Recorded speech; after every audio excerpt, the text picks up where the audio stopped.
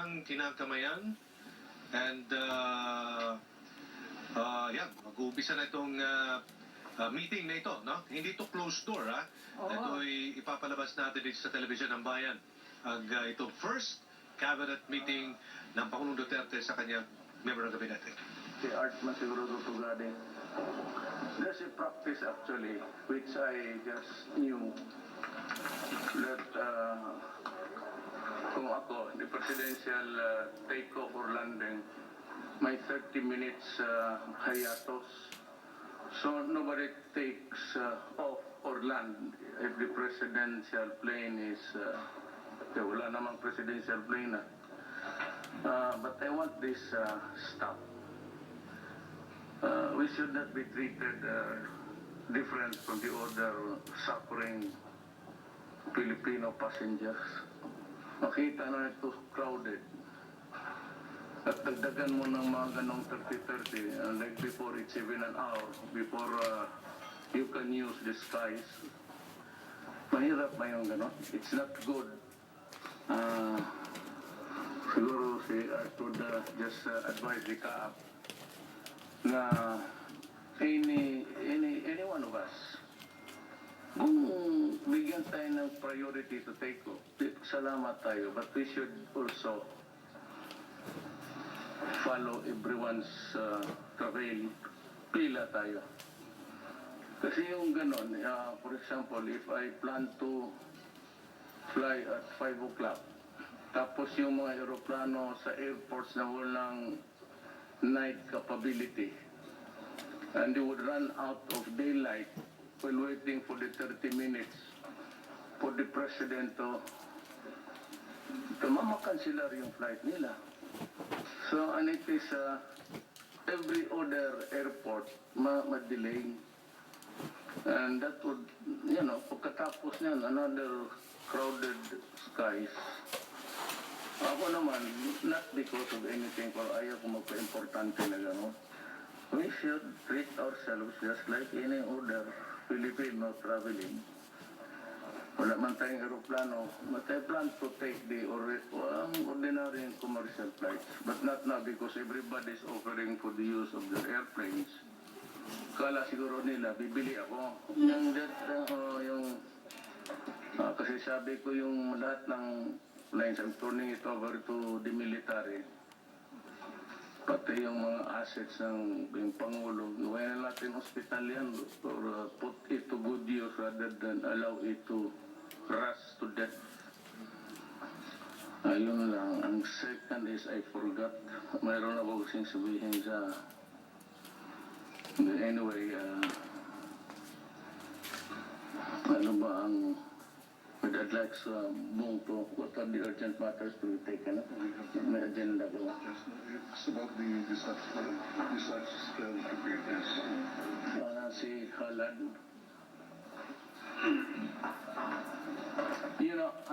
Before you begin to talk, alam mo sir, ganito yan, General.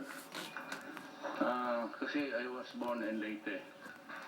So day 2, sinabi ko kay Bong, because the communications were cut, sabi ko kay Bong, gamitin mo ang army. Mayroon talaga yan silang a way of communicating.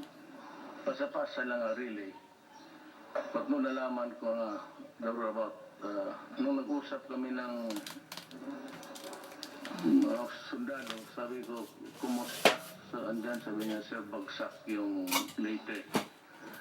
Tapos, sinabi ko, anong klaseng bagsak? Sabi niya, sir, tumba lahat. Hindi ko naintindihan, sabi ko, tumba ang lahat bahay. Sir, pati kahoy. Ilan ang patay? Sabi niya, sir, mukhang mga aabot ito ng 10,000 estimate namin. Hindi ako makapaniwala. So that following, that evening, I mobilized the 911 of Davao City. Nag-assemble ako ng 10 doctors and nurses. And pinuno ko ng antibiotics, tetanus, all of the things that were needed really of a victim in a calamity. They traveled, so nag-helicopter ako. But at yung sa Tacloban Bay, ko nakita isang rubber boat ng Navy. So, sabi ko sana, by this time mayroon na yan. At least the fast craft, mga frigate ng there is one. Andiyan na yung tanker. Alam mo bakit? What really surprised me? Bewildered me. Kasi nung pagbaba ko, hawak-hawak kong yung plastic na bottle. Sinalubong ako ng sundalo, sabi niya, Mayor, may tubig pa kayo? Alam ko na problema na. Kasi ano niyan, pagkain pati tubig. Yung pagkain na hindi na nga niluluto. Yung diretso na from the can, masardinas ka o karne norte ka. And to think that about Ormoc was just a few kilometers. Hindi naman few, but almost like 80. And Maasin was doing all right. Bakit walang tulong dito? And after 2 days, nagpalit ako ng personnel. Sabi ko, they can only endure it 2 days. Ang baho eh. Pati walang tubig. So I was expecting that there was, I'm not trying to condemn anybody. But nung tumawag ako there was a changing of personnel sa 911 sa Davao City. Nagpadala ko ng mabago para pauwiin yung initial batch. Sabi ko, may tanker na ba dyan? Sabi, wala. Bakit saan yung mga tanker na Cebu? Marami kang makuha. Well, anyway, I'm not condemning anybody. But sa general halad lang, sir. You might want to take that into factor ninyo. Kasi dapat nakaposisyon yan sa nearest.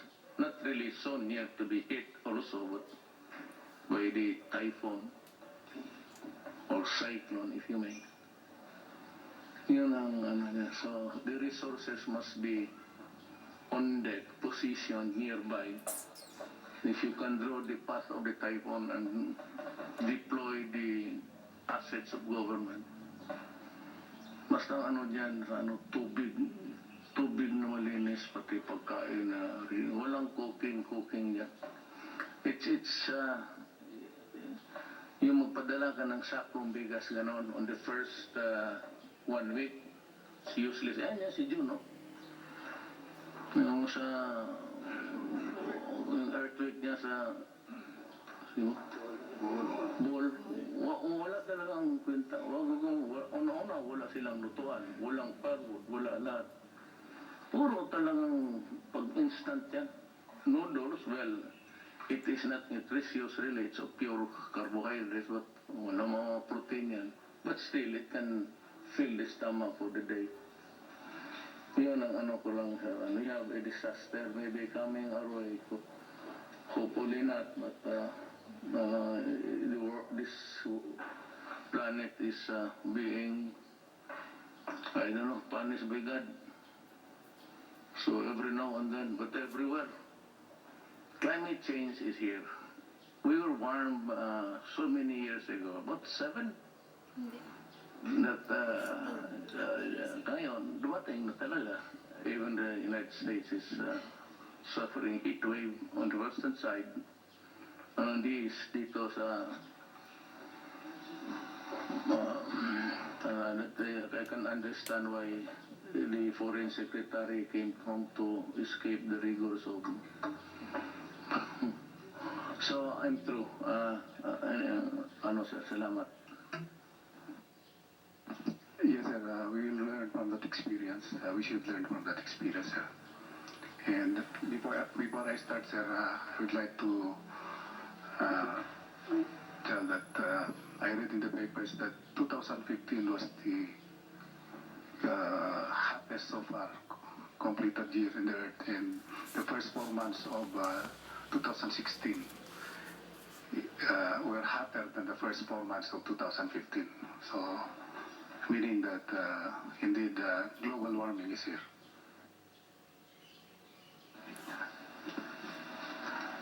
So, allow me to start now. His Excellency President Rodrigo Duterte, esteemed members of the cabinet, ladies. Yes. Esteemed cabinet secretaries, ladies and gentlemen, good afternoon. This is to briefly apprise the President and the Mayor and his cabinet on the status of our NDRM system, or Disaster Risk Reduction and Management, and our present possible ways ahead to level up our collective efforts on DRRM, especially at this critical time when rainy season sets in and we are on La Nina watch status according to our Weather Bureau, PAGASA. Here is the brief background on the DRRM institutionalization and system in the country. Republic Act 10121, known as the Philippine Disaster Risk Reduction and Management Act of 2010, was passed in May 27, 2010, repealing the then Presidential Decree 1566. The paradigm shift was basically from a reactive paradigm under the PD 1566 and NDCC setup to a proactive one under RA 10121 and the National Disaster Risk Reduction Management Council setup. To complement RA 10121, a new framework was developed to serve as a conceptual guide to implement activities across all sectors. Working within the four thematic areas of prevention and mitigation, preparedness, response and recovery, and rehabilitation. It allows for the whole of government and whole of society approach in the pursuit of its mission for a safer, adaptive, and resilient Filipino communities towards sustainable development.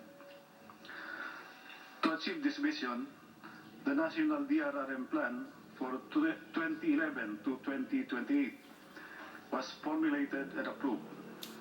The plan outlines programs, projects, and activities covering the four thematic areas aimed at strengthening the capacity of both national government and local government units, together with stakeholders, to build disaster-resilient communities and to institutionalize arrangements and measures for reducing disaster risks. The law also allowed for a more robust structure for DRRM, with the Secretary of National Defense as chairperson of the Council. He is assisted by 4 vice chairpersons who are also the lead in each of the thematic area. We have the Secretary of DOST as Vice Chair for Prevention and Mitigation, the Secretary of DILG as the Vice Chair for Preparedness, the Secretary of Social Welfare and Development for Response, and the Director General of NEDA as the Vice Chair for Recovery and Rehabilitation. The 44 members of the Council include 4 civil society organizations and 1 from the private sector. Currently, the private sector is represented in the Council by the Corporate Network for Disaster Response. These members bear the responsibility of implementing the DRRM programs and projects as articulated in the National Disaster Risk Reduction Management Program. Given the foregoing and focusing on the 4 thematic areas, a lot has been done on DRRM, but they need to be sustained and improved on. In the immediate and short term, the following are recommended to be given utmost priorities. On prevention and mitigation, vice chaired by DOST, the completion of risk assessments for the whole country, with focus priority on eastern seaboard and major river basin, which are most prone to flooding and negative effects of typhoons. Early warning system must be strengthened and sustained to effect LGU's right response actions. Flood control projects must also be completed the soonest possible time. Earthquake preparedness audit must also be done. On preparedness, vice-chaired by DILG. Conduct of continuous information, education, and communication campaign and capacity building. Preparedness efforts in consideration of the capacity of the concerned LGU should be stepped up. Continuous provision of equipage for response units as well as establishment of needed facilities for prepositioning of response assets should be done. On response, vice-chaired by DSWD, enhancement of the National Disaster Response Plan for hydrometeorological hazards and completion of NDRP for earthquake and tsunami hazards. These plans are among the actions, protocols, and programs that we have to proactively deal with. All are anchored in scientific information and thorough analysis of exposure and vulnerabilities of specific areas. On recovery and rehabilitation, vice-chaired by NEDA, immediate restoration and improvement of the facilities, livelihood, and living conditions of disaster-affected communities. We need to adhere to the Build Back Better principle in recovery rehabilitation. BBB is not restricted to the field of infrastructure and buildings. Rather, it is a step to building greater resilience across the various sectors of the affected areas, including social, economic, physical, and institutional. On possible ways forward, there is now a need to protect the livelihoods of the people, leading to having resilient communities. Thus, we need the cooperation and partnership of the private and business sector. This is one amongst the possible ways forward and critical milestones for this new administration. The partnership becomes an imperative for a successful DRRM program to protect our people's livelihood. We can encourage the private sector that together we can pursue undertakings in the following areas: economic risk assessment, business operations continuity, sustainable livelihood, disaster risk financing, logistics and supply chain, communications and infrastructure, and health and safer shelter. Currently, RA 10121, or the Philippine Disaster Risk Reduction Management Law, is scheduled to undergo a sunset review. This offers a big opportunity for all of us to review and address the areas needing revisions to further strengthen the law and improve it. My predecessor initiated a review, and the recommendation was submitted to the Council last June 16, 2016. But needless to say, they ran out of time. So it's now my priority to review what they have started and pass it to the Council for their approval and endorsement to Congress. We presently have a fundamentally sound and arguably one of the best DRRM law and system in the world, in spite of its perceived and real shortcomings. However, this sunset review also presents a significant opportunity to improve our DRRM law and consequently the system.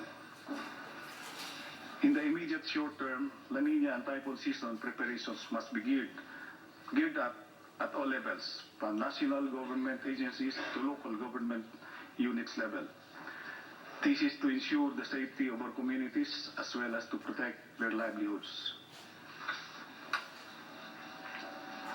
On the La Nina preparations, this was presented, sir, during the last council meeting last June 16. Hazards mapping has been completed by DNR.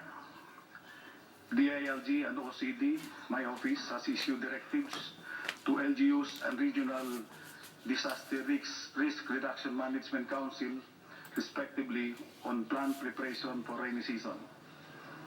Flood control projects of MMDA and DPWH are nearing completion. Slope protection projects are ongoing. Cleaning of drains and clearing of waterways are ongoing, as well as pruning of trees on major thoroughfares in Metro Manila has been started. continuous capacity building programs on contingency planning, incident command system, preparedness planning have been conducted by OCD, DepEd, and DILG. Procurement of necessary supply of medicines and vaccines for vector-borne and water diseases, influenza, and respiratory tract infections are currently undertaken by DOH. Prepositioning of food and non-food items by DSWD and OCD, and response assets at the regional and local levels.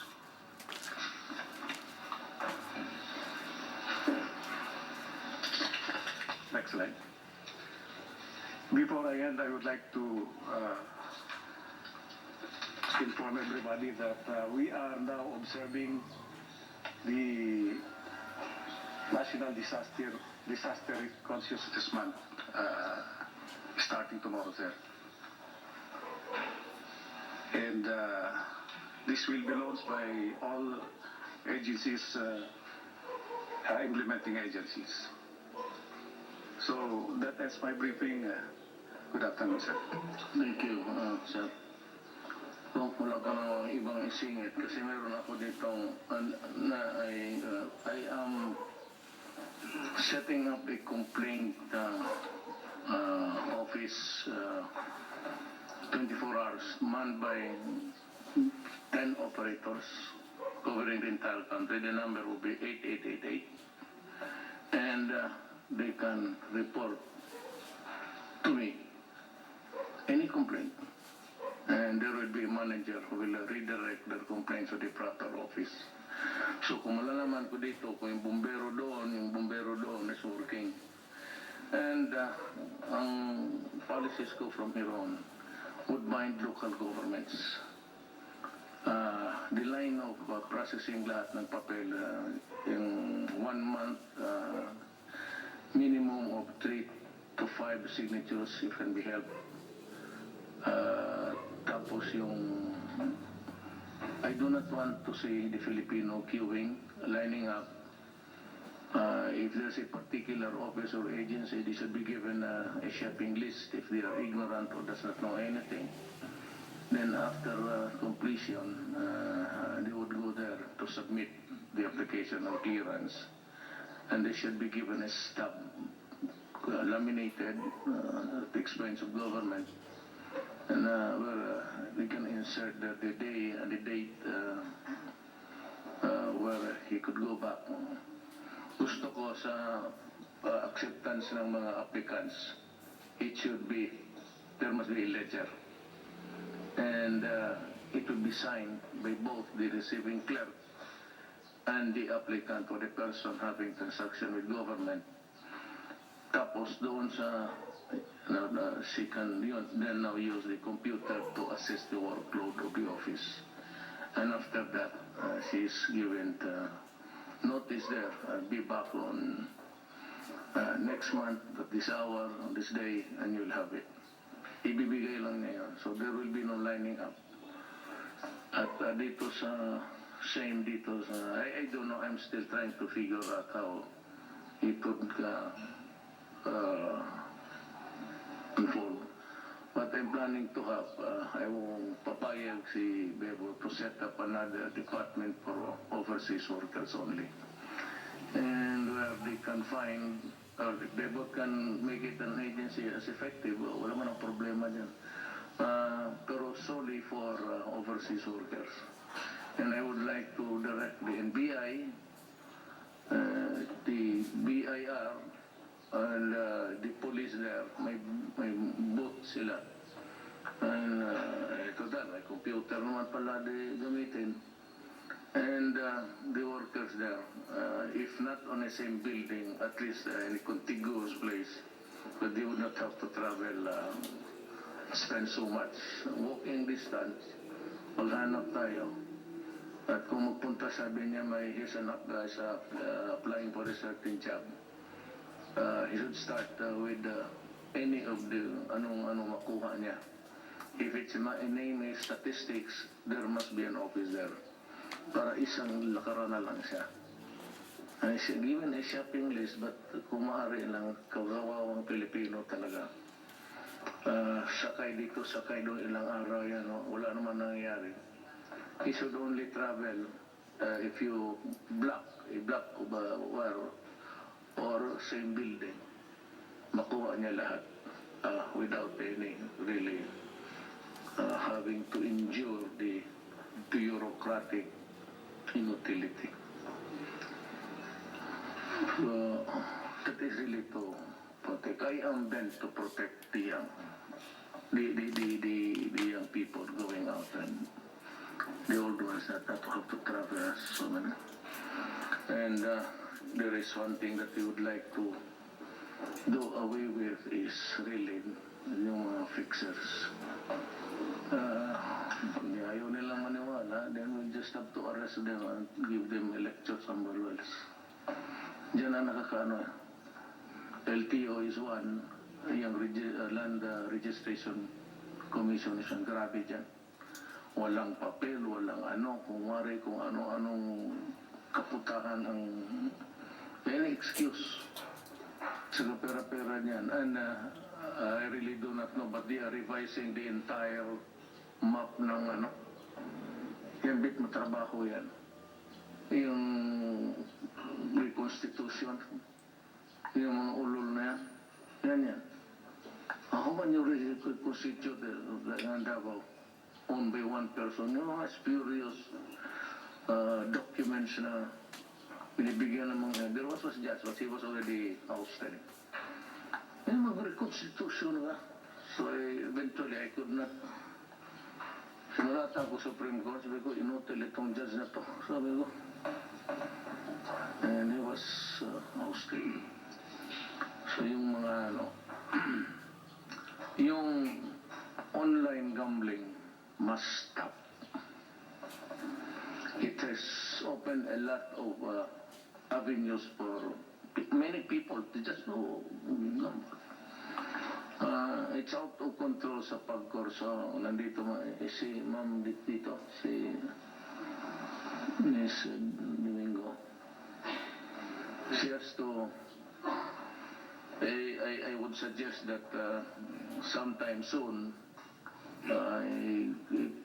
putulin niya lahat yung licenses na binigay niya sa mga ano. Kung sa sana lang nag-sprout, in Davao, they are at it, but I stopped it on time. Mahirap yung puro sugal na lang ang nalaman itong, and there's no way of government collecting taxes there, online. How do you collect the taxes there? Well, not exactly the taxes, but I do not want a proliferation of gambling activities all over the country. Mahirap yan. No, this is just my native idea. I don't know if it would jive with them. Kung magawa na lang tayo ng daan sa Art Tugade, yung isang bagong daan na papuntang Pampanga, solely for the road and other allied services, but mainly for the road access to Pampanga Airport. Para doon na yung ibang flights sa domestic. If we can have just a road until we can have the new whatever, doon na lang muna sa Pampanga ang ibang ano para hindi mag-clog dito because of the talagang traffic. The best way in the meantime is I said one road network that would be geared towards Pampanga and Clark para magamit natin. Yun na lang muna siguro. I really do not know if we have the money to build a new airport dyan sa Sangli to extend it or kung mayroong mga bagong papasok na may pera, di sige. Wala tayong problema dyan. But in the meantime, we have to remedy the overcrowded skies of Naya. Isang airport na talaga tayo. It's Naya, period. And it services the entire country. and all of the planes going to Manila are landing there. So how do you expect kaya umiikot ng umiikot. And kasi din dyan mabusan ko ng kagaya ko, halos with to God and SOS. Well, I was low on gas and I was only good for 70 minutes. Sabi ko, mabuti, pinalanding kami. Kaya ayaw ko yung may special treatment. Walang stopping of the activity just because somebody, and also next time itong mga epic pati should be there somewhere where we do not really the least inconvenience and disturbance to the people should be better. But itong meron akong isang suggestion lang. Itong we do not share commonality in all of the aspects of governance. So we can have the cluster. Si Jess mahusay dito, kaya matagal ka dito eh. Kan clustering na lang tayo. So you might want to talk to Attorney Dday. Kasi sayang ang panahon ng iba eh. They can work better. Tapos patawag mo dito, wala namang only those departments that are interconnected with their duties. Parang may germane kayo. Pero yung iba, hindi mo kailangan. We can have a good governance and anti-corruption. Basta yung good governance lang, take out I do not want yung anti-corruption. Basta ayaw natin ng corruption, period. So good governance, economic development, human development, and poverty reduction, climate change, adoption and mitigation, security, justice, and peace. Yung kita nga ulitin ko, yung kita ni sa PAGCOR, it runs into billions. The last time I taken notice of it was 35 billion, something or 30. It will be geared for health services. Kasi even the complaints sa mga PGH, mga doctors, is that they have to shell out, contribute sila just to the patient to buy the medicines. I think that these billions, if just nakatutok yan sa health services, would go a long way really to provide relief to almost every Filipino. Kaya lang hindi makabili ng medisina. Hindi naman kasi lahat. That's why I'm sending Secretary Obial to Cuba.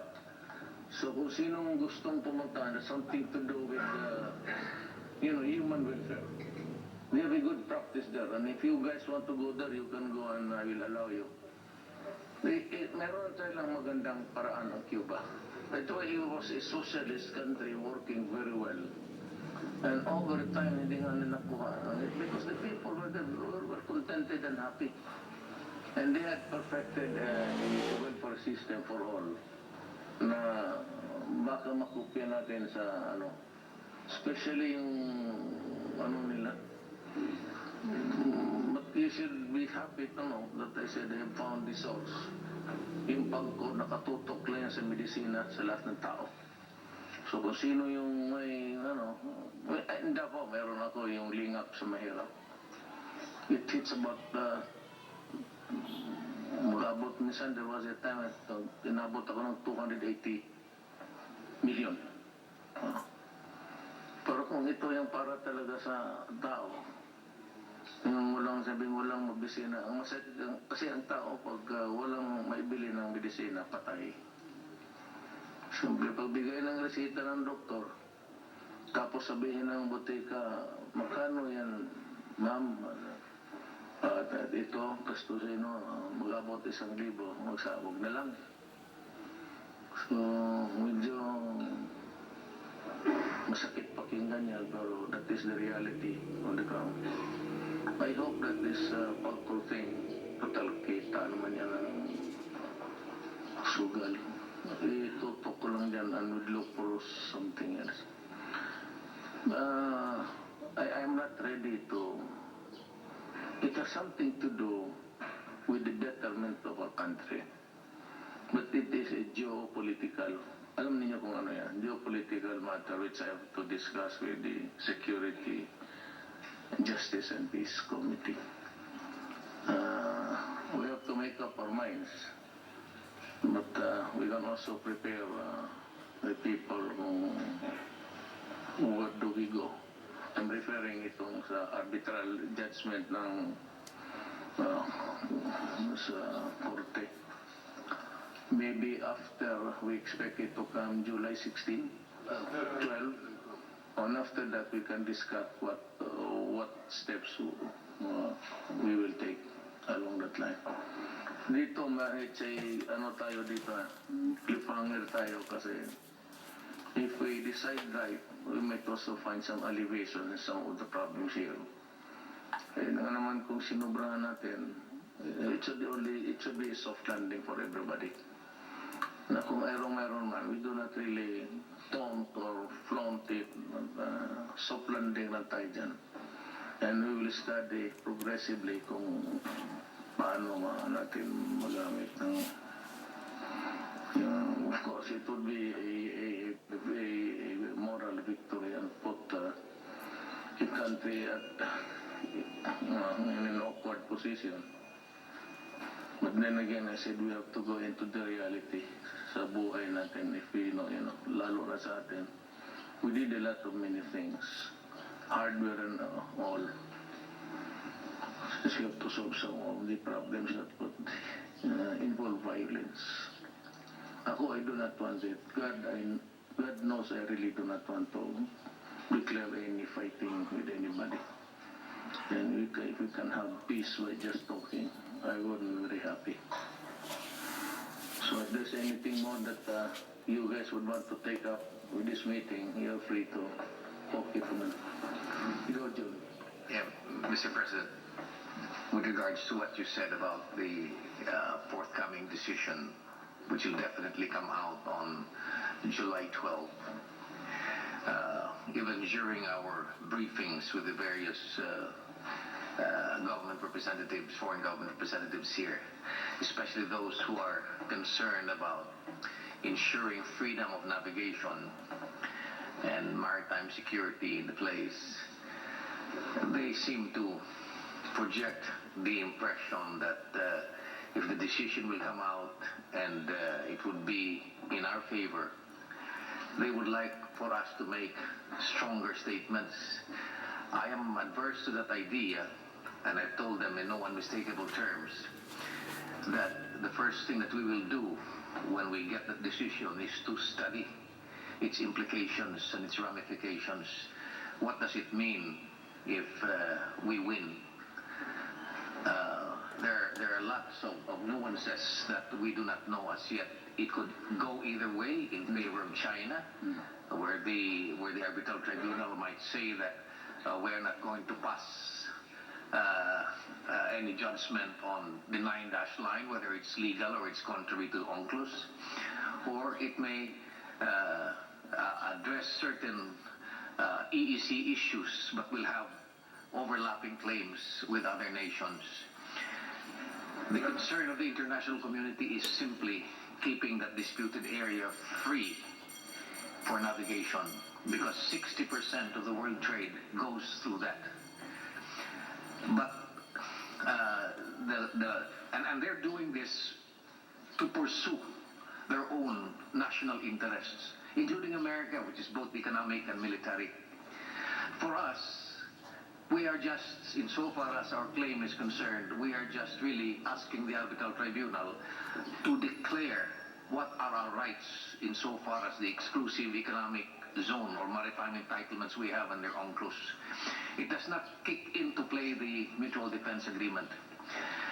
But the bottom line question is, what will happen if the decision is in our favor, meaning that the arbitral tribunal will make a declaration about the legality of the 9-dash line and will say that this is part of our economic zone, including Scarborough Shoal.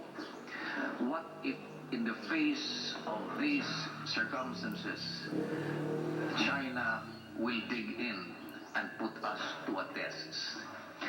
they will disallow again our fishermen from fishing into Scarborough Shoal. I think if this should happen, there is no point for us to. Yeah. But anyway, when the decision will come, Mr. President, we will advise. We will come up with we study the case and inform the President and the Cabinet the action. Yeah.